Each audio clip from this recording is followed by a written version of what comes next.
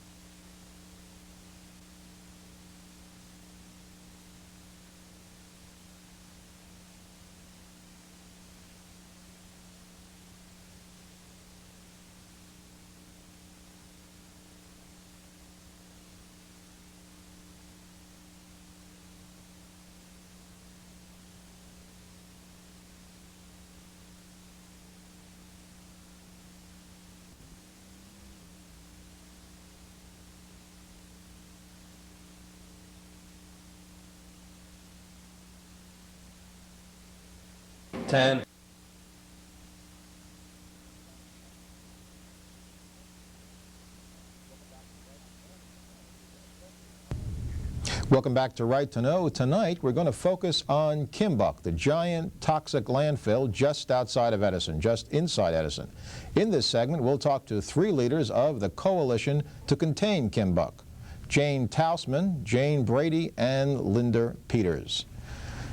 Three women in the same organization, that's rare. Usually we have a man somewhere. Let's start with Jane Tousman, because she's sitting there ready to announce a letter that she's got from EPA, Environmental Protection Administration. Let's start from the very beginning. What did you do, and what was EPA's response to what you did?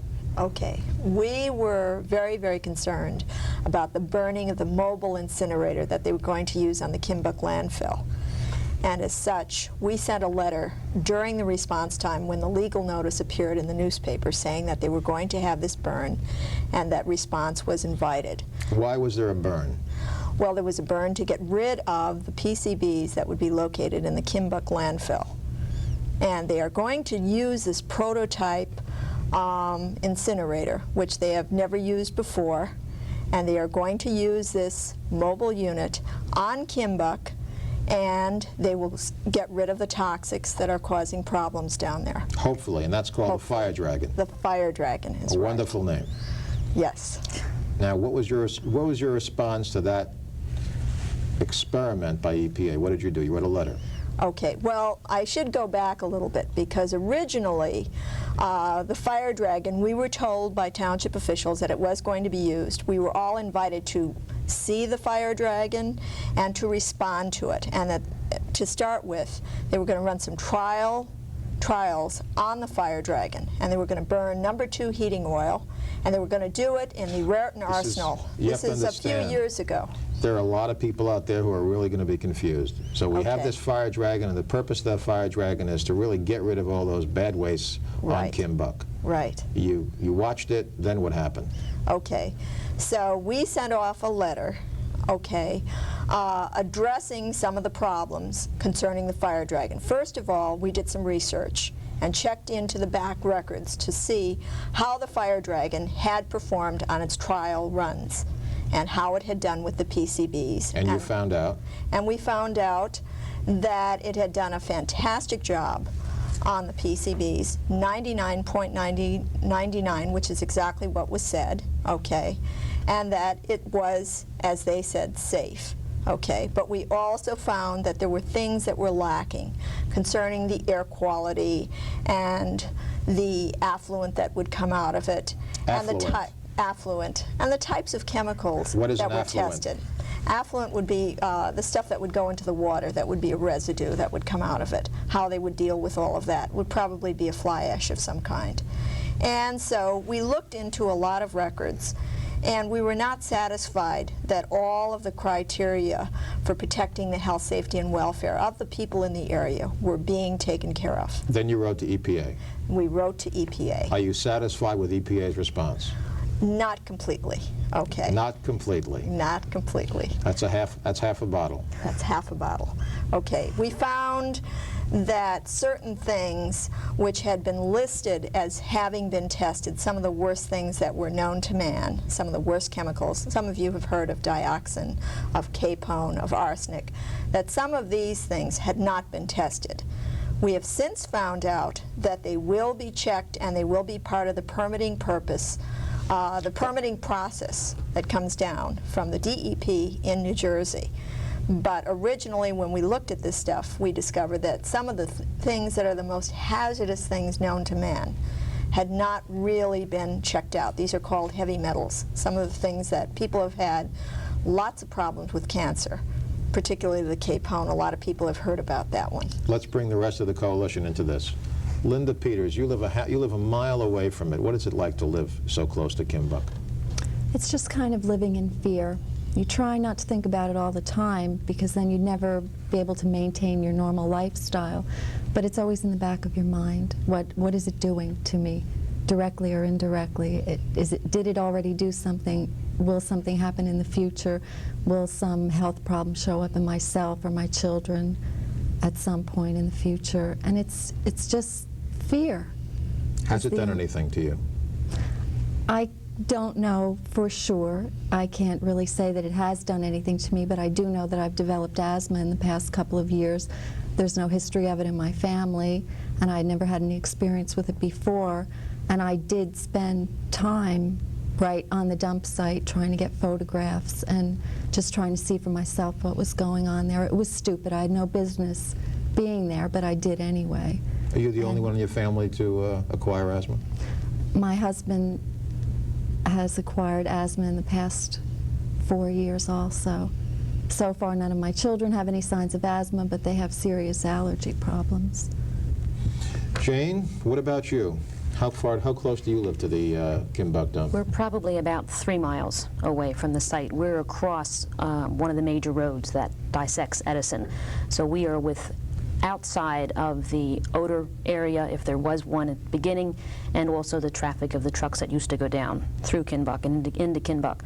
But the area of effect of the dump, of course, is unknown at this stage in the game. We don't know whether the pollution into the air and even, of course, into the underground waters, if there is any, which we don't know yet, will have any effect on us, too. Before Jane Tousman began reading a letter, we were talking about the current development, but we have to go back to the priorities that were maybe 10 years ago, and that was, how do we stop Kin-Buc from being Kin-Buc? Right, okay. How do we get all those thousands and thousands of waste disposal? How do we take care of it? Why? What happened? What did you do? Okay, a long time back, which you're going back 10 years now, which is quite some time when you think of it, but yet in another way it's a very short space of time.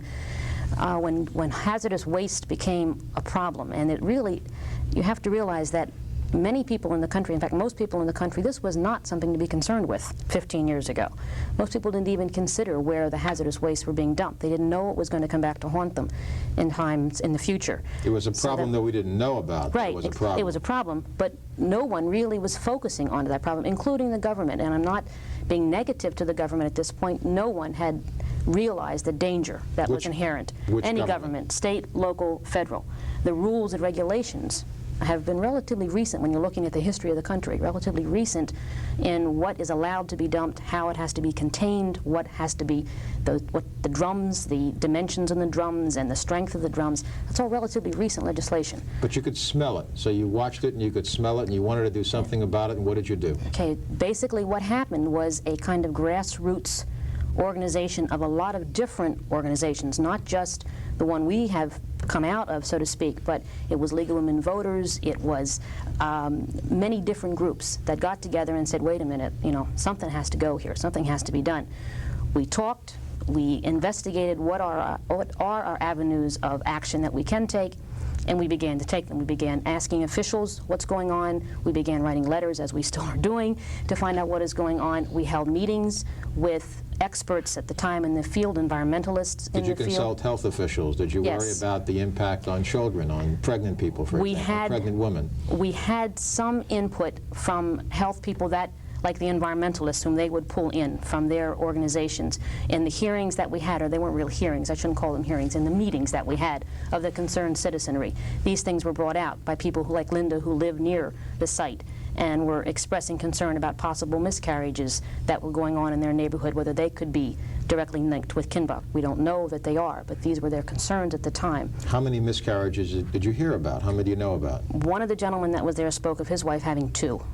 And Within he how long? indicated that I don't remember in how long a period of time, but he indicated that there were others in the area that had had similar things happening to them too, other women in the area. Through all of the talking, through all of the asking for information and asking the officials of the town as well as the state what can be done, everybody got mobilized and began to realize even more what the hazards were. And then when that snowballed, because the government officials got involved when they got information, then eventually, of course, the time came that it was closed. 1976, it finally closed. Final closing. But it's still there. You can't smell it as much as you used to. Do the children, are the children aware of it? Do people talk about it the way they used to? Or they just sort of ignore it, even though they see this giant lump in the sky? I mean, how do you deal with it, Linda? Then Jane? My children know about it because it's talked about in our home quite often. But one of the things that I got involved in was the fact that my son's friends were telling me there were kids on dune buggies and dirt bikes riding over this mountain using it for recreation. And that was about the time when this group got formed, and we pushed and pushed and finally got fencing put across the whole area so that that couldn't occur anymore. That kind of gives you an idea of how people are complacent about it. Are they your mother afraid is to actually, know? Yes. I think they're think afraid so. to know, and it's kind of a helpless feeling anyway. Whether you know or not, there's not too much you can do.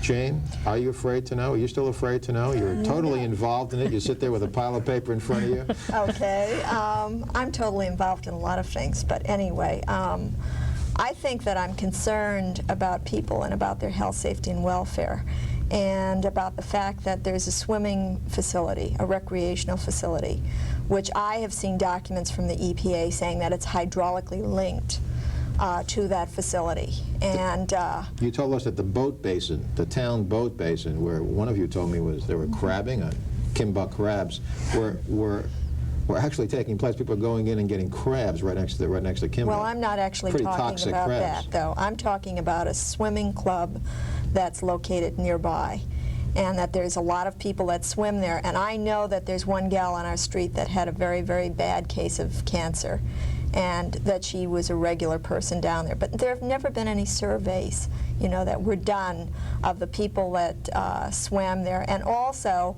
I screamed about it publicly, and I was given the results of tests that they did.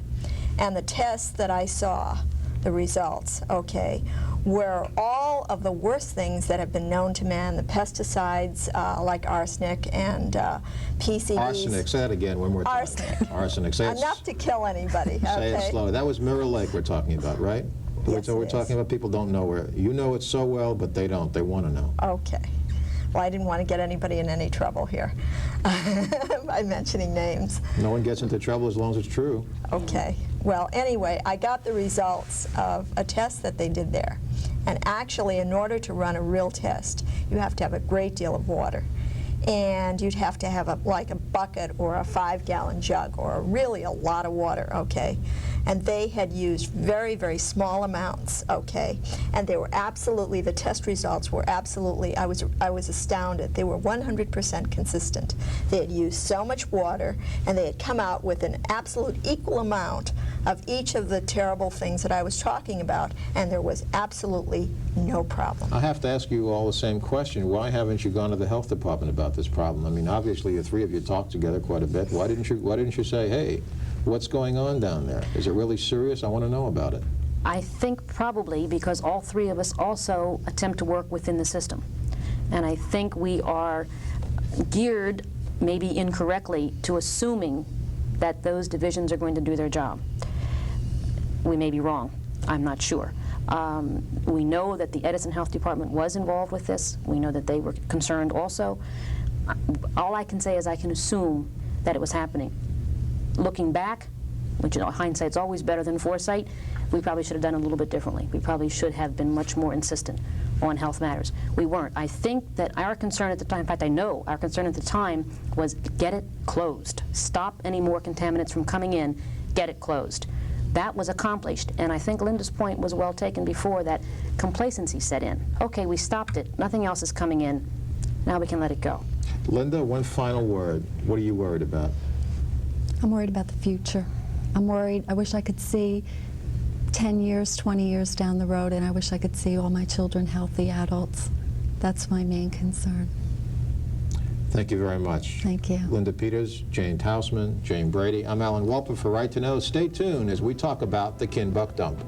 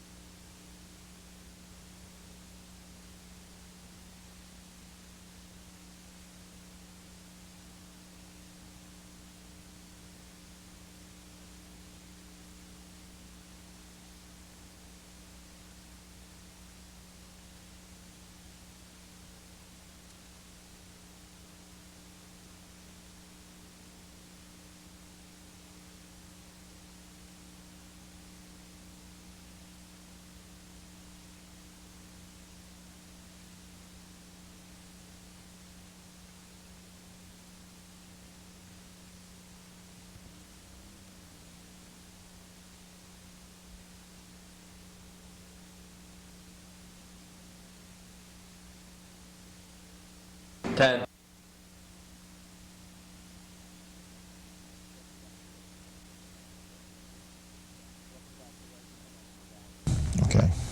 Welcome back to Right to Know. My name is Alan Welper, and in this segment we'll talk to two township officials about what is happening in Kin-Buc. Dorothy Drwal, who is the chairperson of the Citizens Committee to close Kin-Buc, George Spadoro, a township councilman, and both these people have been involved in this for quite a long time, especially you, Dorothy. In fact, we have some pictures that you've given us. In 1976, what Kin-Buc looked like just before it would close down. You want to describe that for our audience? Yes, this brought about the closing, or the outrage, I guess you might say, of the residents in my area. There were many fires, and you can see that black smoke that could be seen to New York City and miles in South Jersey. You can see that there's a bulldozer. That's the mounds that you see there that, for unknown reasons, would begin a fire, and they'd call out the fire department and so forth, and you never knew what was going to happen on Kin-Buc. What did it smell like? That's a very good question. That's the second reason why the residents fought to have Kin-Buc closed. There were very terrible smells coming in as summer was coming into the area. People had to keep their windows closed. Even air conditioning would bring in terrible odors from the dump. What else? Well, that picture may not be the one, but it shows that they did use bulldozers, and there was an employee of Kin-Buc killed on the dump in using the bulldozer and running into oil drums and so forth, not knowing what was in it. So that was a tragedy. This Citizens Committee, the Citizens Committee was innervated how? What made you all get excited? And you were the first committee. The committee to contain Kin-Buc was in the previous segment.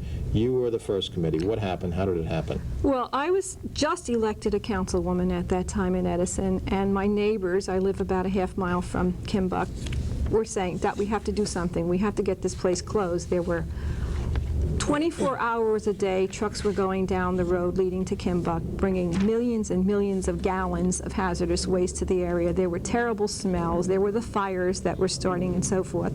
And at that time we said we hoped that the administration would work with us, and they did not seem to be able to work with us. So why not? For various reasons. They thought it was going to be contained. They thought that the state laws and so forth would take care of it, and it was not we were in a hurry, you might say, to get this done. Summer was approaching, and people wanted to work outdoors and barbecue outdoors. And the committee was formulated with the express purpose of getting Kin-Buc closed. You do have a health department, don't you? Yes, we do. What has the health department done about this? The health department was on top of the job, but they could not do it. There were state laws. The township had nothing to do with Kin-Buc. They could do nothing about it. It was regulated by county and state. And the DEP was the agency that allowed these trucks. They had closed most of the hazardous landfills in Edison, in New Jersey, and they are the ones who ordered the dumpers to come to Kin-Buc. George Spadoro, what about you? What is the possibility of all this toxic waste, just to get off the subject just a bit, from leaking into drinking water? We talked about it in the first segment. I know you'd be concerned about anybody who drinks water around here would be concerned about it. I think that the issue you raised is probably one of the more critical ones for the long term. The fact of the matter is that the leachate, which is being collected on the surface of this area right now, is being drummed and disposed of. Leachate means? A liquid poison, liquid toxic wastes. However, the EPA, which has at this point the exclusive control over this site, has not addressed the issue of the leachate which is flowing out of the underside of this tremendous pit. And I think this particular location has the largest amount of liquid hazardous waste in the United States underground. And the natural result is that these wastes are, over a period of time, flowing under the Raritan River, some of it into the Raritan River, and I have a real concern that at some point in the future, the aquifers which are within, I guess, a stone's throw of this location could be contaminated. There's been talk, all of it private, that the stream of underground pollution is moving away from the Kin-Buc in the direction of aquifers which are on the side of the Raritan River, which is the opposite of where Edison Township lies. And what do you mean by private talk? I think I'm a little confused by that. Well, there have been, I guess, representatives of the EPA, some scientists who I've discussed this issue with over the years, who have indicated that there's nothing conclusive yet because of the fact that these things move slowly, but that there's a strong feeling that the flow of the toxic waste underground is in the direction of certain aquifers. The fact of the matter is it has to flow someplace. This is porous soil, and my concern is that at some point, and it's hard to say when, we're going to be looking at a very serious potential drinking water problem to the extent to which we use groundwater for drinking water in central New Jersey. And central New Jersey is a rather large section, a rather large area. I think you're probably worried about it. Dorothy, do I have to worry about anything about driving past this thing? I know that it's not as toxic as it used to be, but what about those fumes? One doesn't know what's happening over there. I think a few other people have mentioned the fact that the people in the neighborhood could be in serious danger, health dangers. Why not make a study of it? Well, that's a very interesting point. I don't think they can prove anything, though, and that the proof wouldn't come about until maybe 10, 20, 30 years from now. But and even then, the longer you postpone a study, the longer it's going to take to get that proof. Well, I know that John F. Kennedy Hospital now has a tumor registry for cancer cases, so that there might be statistics which we didn't have 6, 7 years ago. That would be one way, but you'd have to go back and trace people, where they had come from, where they had lived, what they had done, and so forth. It would be a very long-range program to determine. No doubt about it. We did a show last year, a documentary about Manville, and for many, many years they refused to make any kind of study. Finally now, many deaths later, they're finally getting around to it. That's very true, but they were all working in Johns Manville also. That's what they worked. Some people didn't work in Johns Manville. A number of them lived around the area, and it just used to float down, and they would wind up actually tasting it. Mm-hmm. So actually, it's not very dissimilar to what's going on in Kin-Buc. Well, I think that the issue of a study, certainly a study would not necessarily be inappropriate. I'm convinced that there's certainly harm that has come to the residents who live in the vicinity of this particular facility. I don't think there's any question in my mind. Whether it's measurable, whether they'll get cancer or not, I don't know. My gut feeling is that the only answer to what I consider a catastrophe, which is what we have at Kin-Buc, is the total elimination of the problem. What the EPA has done is they've put a cap over the top of it, in hopes of preventing rainwater from washing into it and flowing, increasing the flow of leachate out of the bottom. That's There is also some talk about putting some other kind of disposal unit there. You're referring to the incinerator. Well, the incinerator, I think, is looked at as a short-term approach at one aspect of the problem. Basically, the incinerator is going to address the leachate which is flowing out of the top of the of this particular dump. I favor the use of it. I'm cautiously optimistic it's going to work properly. I'm convinced that the EPA has done everything possible to satisfy themselves that this is a safe piece of equipment. And based on the statistics I've seen, I, at this point, will favor its use. What I'm saying, basically, is the use of it outweighs the risks. What we have, basically, now... The use of it outweighs the risks. The risks. That's a very ominous note to close. I want to thank you very much, Dorothy Drwal, George Spadoro. We'll be right back, right after this.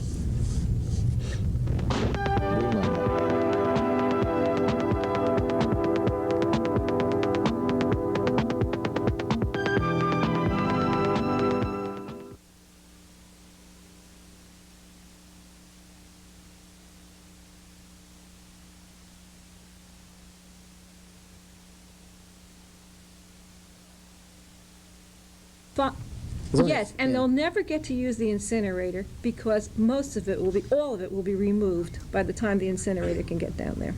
45 seconds. You can give me about 20 seconds about what has been taken, okay? Okay. What has happened.